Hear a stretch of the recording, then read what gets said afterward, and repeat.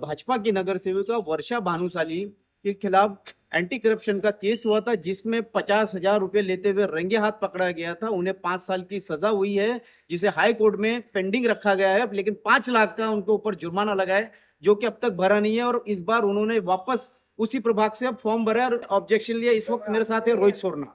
देखिए, मैं उसी प्रभाग का एक मतदार भी हूँ। मेरा हक बनता है, मेरे शहर को अगर स्वच्छ और विकास करना है तो भ्रष्टाचार से लिप्त नगर सेवक, भारतीय जनता पार्टी के 2 नगर सेवक है जिनके ऊपर एंटी करप्शन का रेड हुआ, अशोक तिवारी और वर्षा भानुशाली। लेकिन मैंने वायरल किया हुआ है कि इनको मतदान नहीं किया जाए। सुप्रीम कोर्ट का आदेश है 2024 का। अगर ऐसे केस हो कि शिक्षण और क्रिमिनल केसेस को छुपाता होगा तो उनके ऊपर आरोप को पूरा अधिकार है, वो निर्णय ले सकते हैं। और यहाँ पर मेरे आक्षेप होने के बावजूद भी, जबकि मैंने नैना वसानी जी का डिसीजन लगाया था 2017 को, नैना वसानी जी ने केवल एक सेक्शन लिखा नहीं था, तो उनका अगर नॉमिनेशन फॉर्म रद्द होता है, वो भी भारतीय जनता पार्टी के नगर सेविका थी और ये भी भारतीय जनता पार्टी का नगर सेवक है। और इन्होंने प्रिवेंशन ऑफ करप्शन के 2 सेक्शन, आईपीसी का 1 सेक्शन और सीआरपीसी का 1 सेक्शन, 4 सेक्शन छुपाया था।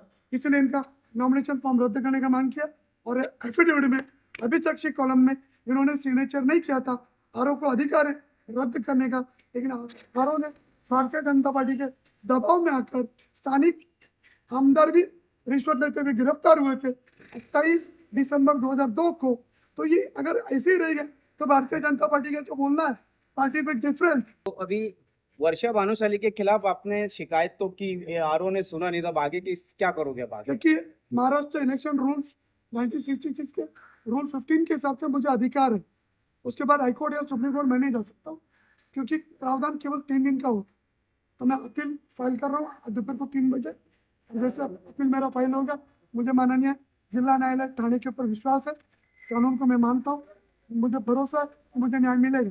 अभी इसमें लगता नहीं आपको आरओ हो गया या फिर जिन लोगों ने एफिडेविट के ऊपर साइन किया है, नोटरी किया है, वो भी कहीं ना कहीं दोषी है? देखिए, जितने भी लोगों ने नोटरी के ऊपर उम्मीदवार का सिग्नेचर नहीं होते नोटिस किया, और सभी के ऊपर में union of India law and judiciary department में शिकायत करके bar council of Maharashtra Goa में मैं शिकायत करूंगा और उनके ऊपर सरकार योग्य वो कार्रवाई करेगी। क्योंकि तो ये थे रोहित सोरना, प्रभाग 23 के अपक्ष उम्मीदवार है। साथ ही आपको बता दें कि जो सेक्शन 4 सेक्शन जो कि वर्षा भानुशाली ने छुपाए हैं, उनमें फॉर्म रद्द करने की बजाय मंजूर किया गया। तो नैना वसानी ने मात्र छुपाया था तो उनका नॉमिनेशन रद्द किया गया था। अब इस तरीके की मदद चुनाव आयोग द्वारा भाजपा के कैंडिडेट को किए जाने से कहीं ना कहीं सवाल खड़े हो रहे हैं।